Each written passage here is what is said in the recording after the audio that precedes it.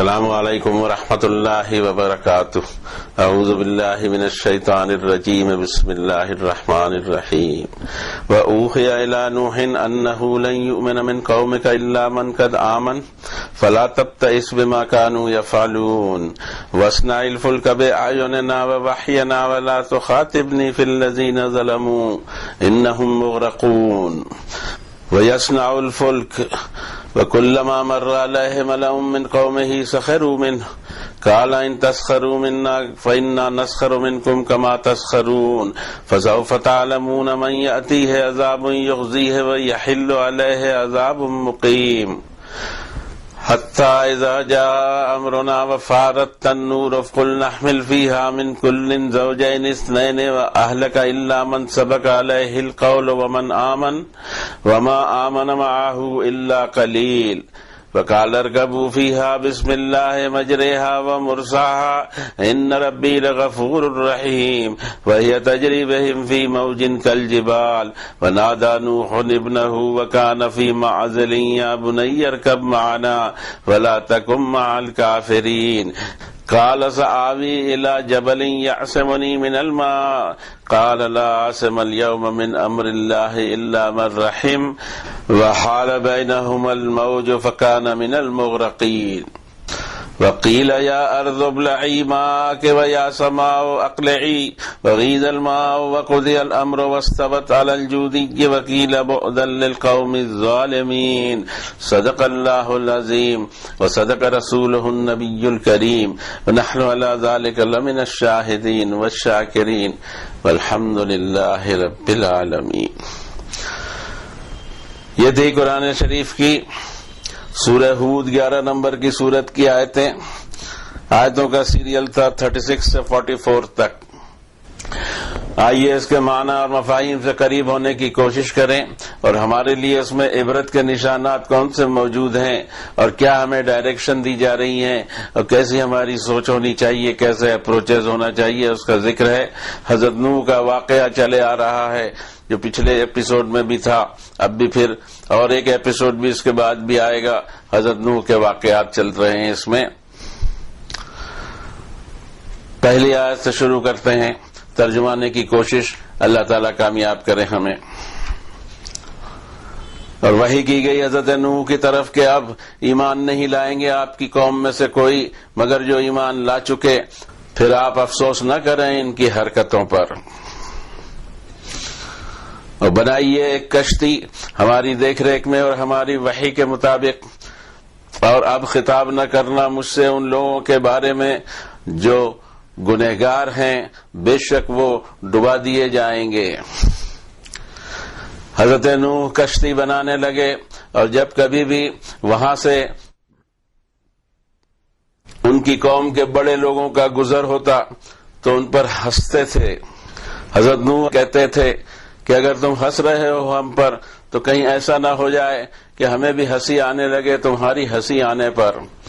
تمہیں ضرور معلوم ہو جائے گا کہ کس پر ایسا عذاب آتا ہے جو اس کو رسوا کر دے اور اس پر ایسا عذاب آ جائے جو ہمیشہ کے لیے قائم ہو جائے۔ یہاں تک کہ جب ہمارا حکم آیا اور کھانا پکانے کا، روٹیاں پکانے کا تنور ہی پھٹ پڑا اور ہم نے کہا کہ سوار کر لو اس پر نوح، ہر طرح کے 2 پیئرز اور آپ کے بال بچے بھی، مگر جس پر پہلے سے ہی بات ثابت ہو چکی اور جو ایمان لے آئے ہیں آپ پر ان کو بھی سوار کر لیجئے۔ لیکن حقیقت یہ تھی کہ حضرت نوح پر بہت کم لوگ ایمان لائے تھے،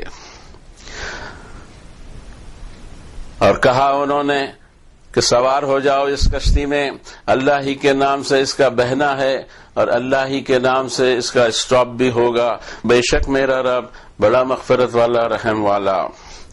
اور وہ کشتی چلے جا رہی تھی ایسی موجوں کے درمیان جو پہاڑوں کے برابر تھی، اور ندا دی حضرت نوح نے اپنے بیٹے کو اور وہ تھا کنارے پر، اے میرے بیٹے سوار ہو جا ہمارے ساتھ اور نہ رہنا نافرمانوں کے ساتھ۔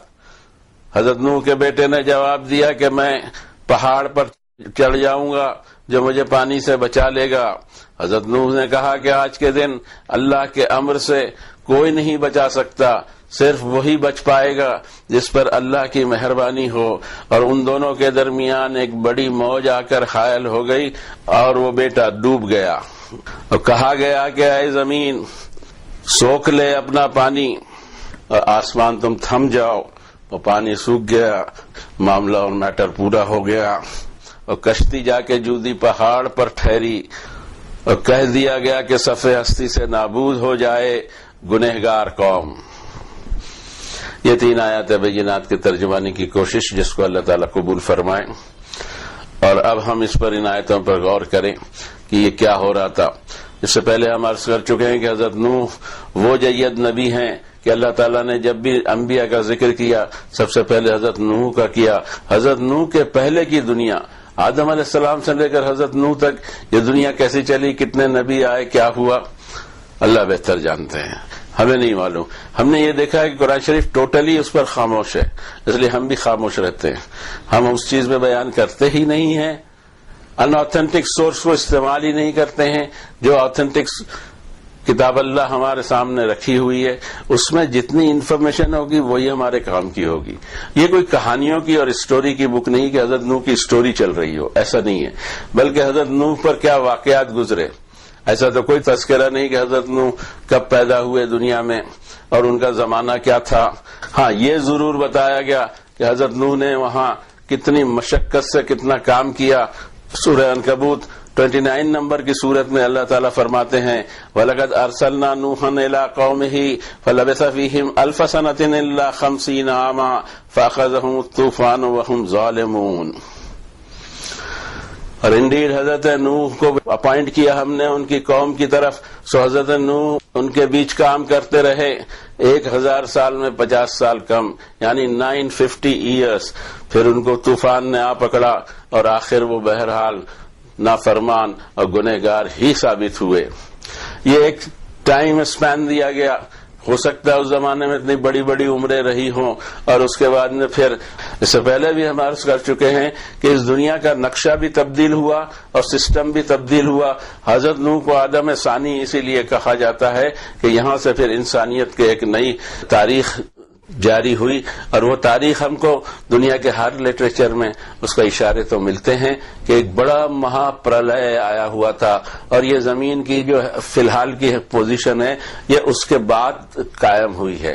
ہم اس میں کچھ جغرافیکل باتیں ضرور کہہ دیں گے، لیکن یہ باتیں ایسی نہیں ہوں گی کہ اس کے ذریعے قرآن شریف سمجھا جائے، بلکہ یہ ایکسٹرا معلومات ہوں گی کہ ایسا کچھ ہوا تھا، طوفان نوح آیا تھا اور اس دنیا کو اللہ نے دوبارہ بسایا ہے۔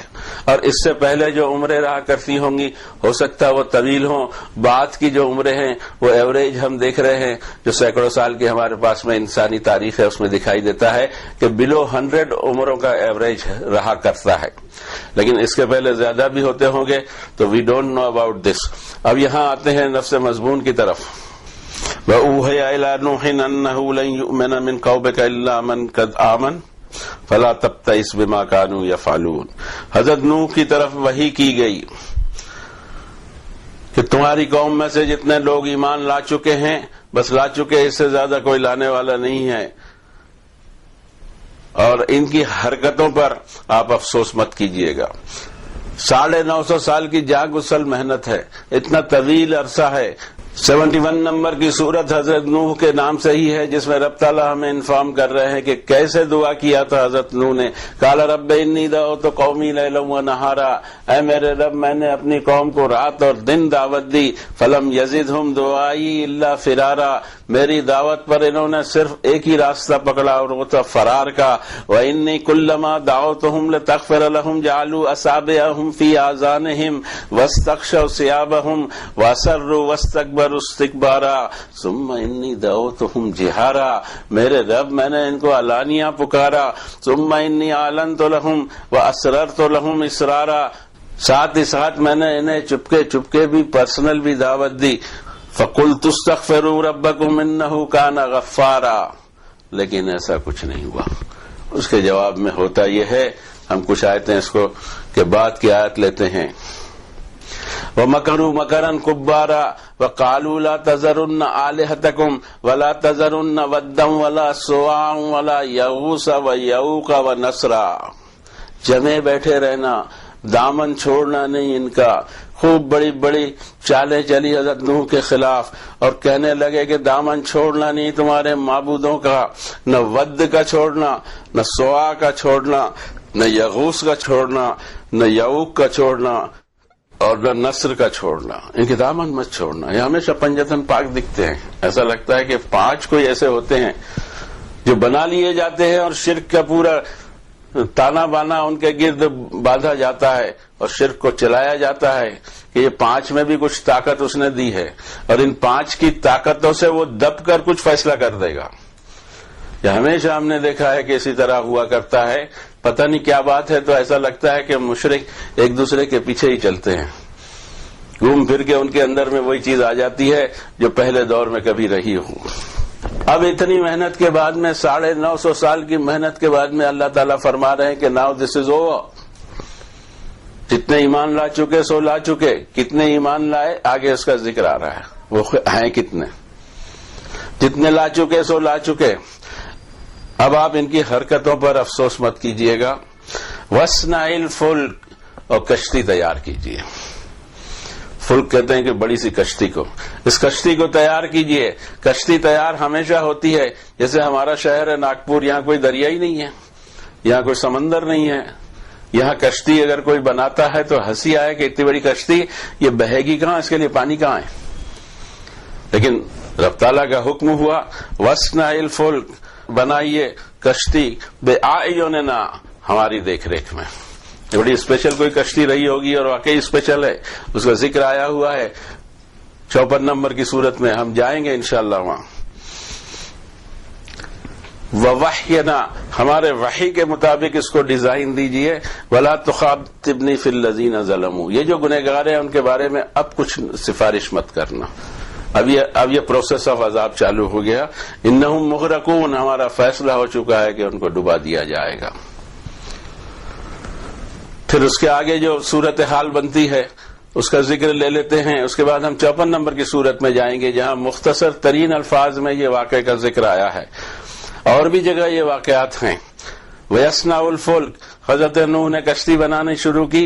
وَكُلَّمَا مَرَّ عَلَيْهِ مَلَأٌ مِّن قَوْمِهِ، قوم کے سردار، قوم کے بڑے، قوم کے صاحب حیثیت لوگ جب وہاں سے گزرتے تھے تو ہنسا کرتے تھے کہ بھئی پانی نہیں ہے، دریا نہیں ہے، سمندر نہیں ہے اور کشتی بنائی جا رہی ہے. تو حضرت نوح یہ کہتے تھے کہ اگر تم ہنس رہے ہو تو کہیں ایسا نہ ہو کہ ہم کو بھی ہنسی آ جائے اس بات پر جس کی ہنسی تم اڑا رہے ہو. یہ عجیب ترکیب ہے. تم نے اس کو لائٹلی لیا ہے، تم نے اس کو مذاق سمجھا ہوا ہے. کہیں اس چیز کے اوپر میں ہم کو نہ ہنسی آنے لگے کہ انہوں نے مذاق سمجھا تھا اور ان کی بربادی اور رسوائی کا سامان ہو گیا. فَسَوْفَ تَعْلَمُونَ مَنْ يَأْتِيهِ عَذَابٌ يُخْزِيهِ وَيَحِلُّ عَلَيْهِ عَذَابٌ مُقِيمٌ، تمہیں اچھی طرح معلوم ہو جائے گا پھر کہ کس پر ایسا عذاب آتا ہے جو اس کو ٹوٹلی رسوا کر دے، ختم کر دے، اور اس پر ایسا عذاب ہے جو آ کر قائم ہو جائے، ٹلے نہیں، ہٹے نہیں، کم نہ ہو. یہاں تک کہ تو یہ تذکرہ گزرا. اور اس کے بعد جب پروسیس شروع ہوتا ہے، یہ کشتی ایسی نہیں تھی کہ پانی کے کنارے بنائی جائے.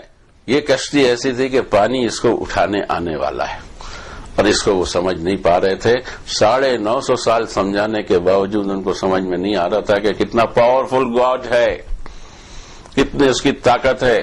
ایک کن میں سب ہو جائے، لیکن وہ ایک کن میں اس لیے نہیں کرتا کہ ہم اس کو عقل کے ذریعے، اپنے بدھی کے ذریعے، اپنے کامن سینس کے ذریعے اس کو پہچانے. آؤٹ آف وے بہت کم کام کرتا ہے. اور وہ سسٹم جو چلا آتا ہے، ہم سسٹم پہ فدا رہتے ہیں، ہم کو پتہ نہیں رہتا کہ سسٹم کے پیچھے سسٹم کو چلانے والا موجود ہے. ان آیات بینات میں ایک سبق ہم کو یہ بھی ملتا ہے کہ جن کو توفیق نہ رہی، جو توفیق جن کو اللہ نے نہیں دی کہ وہ بات کو سمجھیں اور ان کے دل تھوڑے سے دھڑکیں کہ کون سا عذاب آئے گا اور کیا ہوگا. انتہائی جو فیکٹس ہیں، فگرز ہیں اور جو ڈیٹا دیے جا رہے ہیں جو پورے ثابت کرتے ہیں کہ یہ انسان ایک ماں باپ کی اولاد اور اس انسان کا ایک ہی رب، سارے کے سارے حاضر کر دیے جائیں گے، جو مر چکے وہ بھی اور جو زندہ ہیں وہ بھی. اور ان کو حساب دینا ہے. یہ سمپل چیزیں جب ان کو سمجھ میں عقل کے اوپر میں نہیں آتی، عقل پر پتھر پڑ جاتے ہیں. اب ہم یہ سوچتے ہیں کہ ہمارے سمجھ میں آ گیا، یہ بھی غلطی ہے. توفیق ہم کو بھی نہیں ہے، یہ تو اللہ کی شان ہے کہ جو اس نے دے دیا، اور تھوڑی سی عقل اور دماغ چلانے کی قوت دی کہ ہم سوچیں بات کیا ہے. تو ہمارے اپنے ایمان پہ بھی کوئی گھمنڈ کرنے کی ضرورت نہیں ہے. یہ اسپیشل کرم ہے ہم پر اللہ کا، اس کو محسوس کرنا چاہیے. اب اس کو کیوں نہیں دیا یہ سوال مت اٹھائیے. اس کو نہیں دیا، مجھے دیا. جب مجھے دیا تو مجھے میری قدر محسوس ہونی چاہیے، جو نعمت ہے اس پر شکر ادا کرنا چاہیے. اس کو کیوں نہیں دیا یہ سوال غیر ضروری ثابت ہوتا ہے. اور ایک چیز سامنے سمجھ میں آئی کہ انبیاء علیہ الصلوۃ والسلام کبھی بھی اپنی قوم کے لیے بد دعا نہیں کرتے، چاہے ان کو کتنا بھی ستایا جائے. ہم قرآن شریف میں دیکھتے ہیں ایسے ان کا دل پگھلا پگھلا رہتا ہے کہ یا اللہ ہم محنت کر رہے ہیں، 950 سال محنت کرنے کے باوجود ایسا ہوتا ہے کہ کچھ موقع اور اللہ تعالیٰ دے دے، لیکن اللہ نے کہہ دیا کہ وَلَا تُخَاطِبْنِي فِي الَّذِينَ ظَلَمُوا، کوئی بات اب نہیں چلے گی، اب ہمارا فیصلہ آ کر رہے گا. اسی طرح حضرت ابراہیم کے سامنے واقعہ ہوا. حضرت لوط کو اللہ تعالیٰ نے جہاں نبی مقرر کیا تھا وہاں کام کیے چلے جا رہے تھے، لیکن ان کے کام کا کوئی اثر نہیں ہو رہا تھا. تو اللہ تعالیٰ نے فرشتے بھیجا وہاں عذاب کے لیے، جن کا ایک اسٹاپ تھا حضرت ابراہیم. اور جب وہ حضرت ابراہیم کے پاس آئے تو انہوں نے کہا فَلَمَّا ذَهَبَ عَنْ إِبْرَاهِيمَ الرَّوْعُ وَجَاءَتْهُ الْبُشْرَىٰ يُجَادِلُنَا فِي قَوْمِ لُوطٍ إِنَّ إِبْرَاهِيمَ لَحَلِيمٌ أَوَّاهٌ مُنِيبٌ. جب حضرت ابراہیم کا خوف دور ہوا اور ان کو بشارت ملی لڑکے کی، تو ہم سے وہ آرگومنٹ کرنے لگے قوم لوط کے بارے میں، اس لیے کہ حضرت ابراہیم بڑے نرم دل، بار بار پلٹ کے آنے والے اور انتہائی برداشت کرنے والے تھے. 3 ڈگری ایک ساتھ دی گئی. یا ابراہیم اعرض عن ھذا، ہم نے کہا ابراہیم اب اس بات کو جانے دو، انہ قد جاء امر ربک، تمہارے رب کی طرف سے عذاب کا فیصلہ آ چکا ہے. وانہم آتیہم عذاب غیر مردود، ان پر ایسا عذاب آئے گا کہ وہ پلٹایا نہیں جا سکے گا. حضرت ابراہیم کہہ رہے تھے کہ لوط علیہ الصلوۃ والسلام ابھی بھی کام کر رہے ہیں، چانسز ہیں، کچھ وقت دیجئے، شاید ہے کہ لوگ بدل جائیں. حضرت ابراہیم سے کہا جا رہا ہے کہ تمہیں نہیں معلوم وہاں کیا ہے. حقیقت یہ ہے فما وجدنا فیہا غیر بیت من المسلمین. ابراہیم وہ ایک گھر حضرت لوط کا، اس کے علاوہ دوسرا گھر وہاں نہیں ہے جو ایمان لانے کو تیار ہوں. یہ کنڈیشن ہے. کنٹینیو اتنے سالوں کی محنت کا رزلٹ یہ آؤٹ پٹ یہ آ رہا ہے. ایسی صورتحال میں اب میرا عذاب آ چکا ہے، اب اس پہ کوئی بات نہ کی جائے، نو ریکمنڈیشن. یہ ہوتا ہے. ہم تو ذرا سی بات میں کسی نے ہم کو لال آنکھ دکھایا تو فوراً مصلی بچھا کے بد دعا شروع.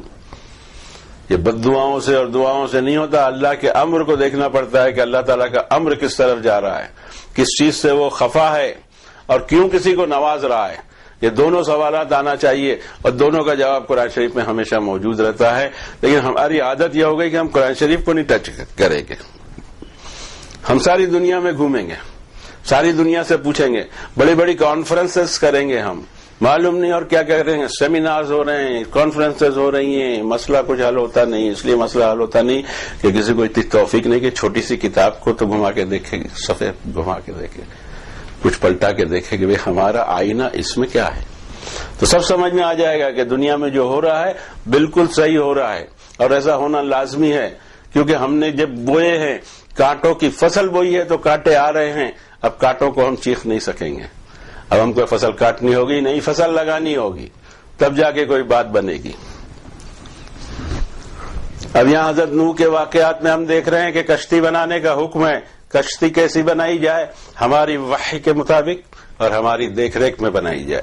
یہاں سورہ قمر 54 نمبر کی سورت میں اللہ تعالیٰ تذکرہ فرما رہے ہیں کذبت قبلہم قوم نوح فکذبوا عبدنا وقالوا مجنون وازدجر.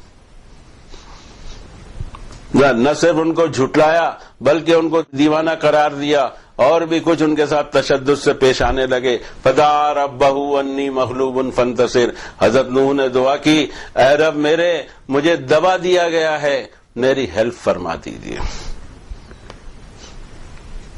میرا پروٹیکشن کیجیے. ففتحنا ابواب السماء بماء منہمر، ہم نے آسمان کے دروازے کھول دیے کنٹینیو بارش کے لیے. وفجرنا الارض عیونا فالتقى الماء على امر قد قدر، اور زمین کے چشمے کھول دیے تو پانی ایک پرٹیکولر لیول تک کے اوپر آ گیا. وحملناه على ذات الواح ودسر، اور ہم نے حضرت نوح کو سوار کرایا ایسی کشتی میں جو لمبے لمبے تختے اور بڑی بڑی کیلوں والی تھی. تجریب اعیننا جزاء لمن کان کفر، ہمارے دیکھ ریکھ میں وہ کشتی چلی جا رہی تھی، بہتے چلے جا رہی تھی. یہ سزا تھی اس کی جس کا انکار کیا گیا تھا. وَلَقَدْ تَرَكْنَا آیَةً فَهَلْ مِن مُدَّکِرٍ، اس میں ہم نے نشانی چھوڑی ہے، کیا ہے کوئی عقل چلانے والا؟ فَكَيْفَ كَانَ عَذَابِي وَنُذُرِ، کیسا رہا میرا عذاب اور میری وارننگ. وَلَقَدْ يَسَّرْنَا الْقُرْآنَ لِلذِّكْرِ فَهَلْ مِن مُدَّکِرٍ، اس قرآن کو نصیحت کے لیے ہم نے آسان بنایا. ہے کوئی نصیحت حاصل کرنے والا؟ ہم بھی قوم نوح سے کم نہیں ہیں، ہم کو قرآن شریف کی طرف واپس نہیں آنا ہے، چاہے 950 سال کی دعوت ہو یا 1450 سال کی دعوت ہو. یہاں پر وہ واقعہ کنٹینیو جو کیا جا رہا ہے سورہ ہود میں، حتی اذا جاء امرنا وفارت النور، جب ہمارا حکم آ گیا اور روٹی پکانے کا تنور، یہ صحیح لفظ تنور ہے، وہ بیچارہ ہمارے یہاں پنجاب میں آ کے تندور ہو گیا، دال ایڈ ہو گیا. چلیے اس سے کوئی فرق نہیں پڑتا. قلنا احمل فیہا من کل زوجین اثنین، ہم نے کہا کہ ہر طرح کے دو جوڑے میل فیمیل کے اس میں بٹھا لو اور تمہارے بال بچوں کو بٹھا لو، مگر جس پر اس سے پہلے ہمارا قول ثابت ہو چکا. کس پر ہوا اس کا بھی ذکر آگے آئے گا. تھوڑا سا صبر بھی کر لیا جائے قرآن شریف کے معاملے میں کہ ذکر آئے گا ہی. ومن آمن، اور جتنے ایمان والے تمہارے ساتھی ہیں ان کو سوار کر لو. وما آمن معه الا قلیل، بہت تھوڑے لوگ ایمان لائے حضرت نوح پر. انداز لگائیے 950 سال کی محنت کا آؤٹ پٹ کیا ہے. وقال اركبوا فيها بسم الله مجرها ومرساها، حضرت نوح نے کہا سوار ہو جاؤ اس میں اللہ کا نام لے کر، اللہ کے نام سے یہ بہنے والی ہے اور اسی کے نام سے وہ ٹھہرنے والی ہے. مجھے کچھ نہیں پتا. ان ربی لغفور الرحیم، میرا رب بڑا مغفرت والا رحم والا. وہی تجری بہم فی موج کالجبال، پہاڑوں جیسی موج کے درمیان وہ کشتی بہتے چلی جا رہی تھی. ونادى نوح ابنه وكان في معزل يا بني اركب معنا ولا تكن مع الكافرين، اور ندا دی حضرت نوح نے اپنے بیٹے کو کہ ہمارے ساتھ سوار ہو جا اور نافرمانوں کے ساتھ مت رہنا. کہنے لگا قال سآوي الى جبل يعصمني من الماء، کہ میں پہاڑ پر چڑھ جاؤں گا اور پانی سے بچ جاؤں گا. قال لا عاصم اليوم من امر الله الا من رحم، حضرت نوح نے کہا کہ آج کوئی بچ نہیں سکے گا، اللہ کے حکم اور امر آ چکا ہے، اب کوئی بچ نہیں سکے گا، بچے گا وہی جس پر اللہ رحم فرما دیں. وحال بینہما الموج فکان من المغرقین، ایک بڑی سی موج آئی اور وہ بیٹا ڈوب گیا. پھر ہم نے حکم دیا وکیلا یا ارض ابلعی ماءک، سوکھ لو زمین تمہارا سارا پانی پی جاؤ. ویا سماء اقلعی، اور آسمان تم تھم جاؤ. وغیض الماء، وہ پانی سوکھ گیا. وقضی الامر، معاملہ اور میٹر پورا ہو گیا. واستوت علی الجودی، جودی نام کے پہاڑ پر یہ کشتی آ کر رکی. آج بھی وہی ہیں، اس کے ریمننٹس ہیں، اس کے تختے کیلے آج بھی موجود ہیں. دیکھنا ہے تو اب تو سفر کرنے کی ضرورت نہیں، صرف انگلیاں چلا دیجئے، انٹرنیٹ پہ دیکھ لیجئے کہ آرچ آف نووا کہاں پر ہے. جودی پہاڑ پر جا کر وہ رکی، اور جودی پہاڑ ماؤنٹ ارارات کے سلسلے کا ایک چوٹی ہے. وقیل بعدا للقوم الظالمین، اور کہہ دیا گیا کہ نیست اور نابود ہو جائیں نافرمان اور ظالم اور گنہگار قوم. یہ تھا پورا واقعہ، اور اس واقعے میں عبرت یہ لینا ہے. پہلی بات تو یہ کہ صبر جمیل چاہیے. فاصبر صبرا جمیلا انہم یرونہ بعیدا ونراہ قریبا، صبر سے جمے رہو، دعوت دیے چلے جاؤ، اور اپنے جو کام کاج ہیں دنیا کے وہ بھی چالو رکھو ساتھ ساتھ، اور اللہ کی طرف لوگوں کو بلاتے رہو. 950 سال کی عمر مل جائے اور رزلٹ نہ آ رہے ہوں تب بھی پریشان نہیں ہونا. اگر اتنے لمبے پیریڈ تک کے تم کو ستایا گیا تو پھر میرا عذاب بھی آتا ہے، لیکن اس کے لیے صبر کرنے کی ضرورت ہے، چاہے پھر وہ صبر نوح کیوں نہ ہو. اور اس کے بعد کے حالات آپ کے سامنے آئے ہیں. اگلے ایپیسوڈ میں بھی یہی بات حضرت نوح کے بیٹے کی بات رہے گی انشاءاللہ العزیز. تب تک کے لیے دعا کرتے ہیں اللہ تعالی ہمیں ہدایت کی اس کتاب سے جوڑے رکھے، ہمارے اپنے مسئلوں کو ہم اللہ کی ہدایت والی کتاب سے حاصل کرنے کی کوشش کریں. یہ گائیڈنس اور ہدایت کے لیے ہے بابا، کہ برکتوں کے لیے اور تعویذوں کے لیے اور چندوں کے لیے اور یہ الماریوں میں سجانے کے لیے نہیں ہے. اس سے ہدایت لینے کی کوشش کریں. یا اللہ سب کو ہدایت دیجیے جو آپ کی کتاب کی طرف رجوع ہوتے ہیں. وصلی اللہ علی النبی الکریم.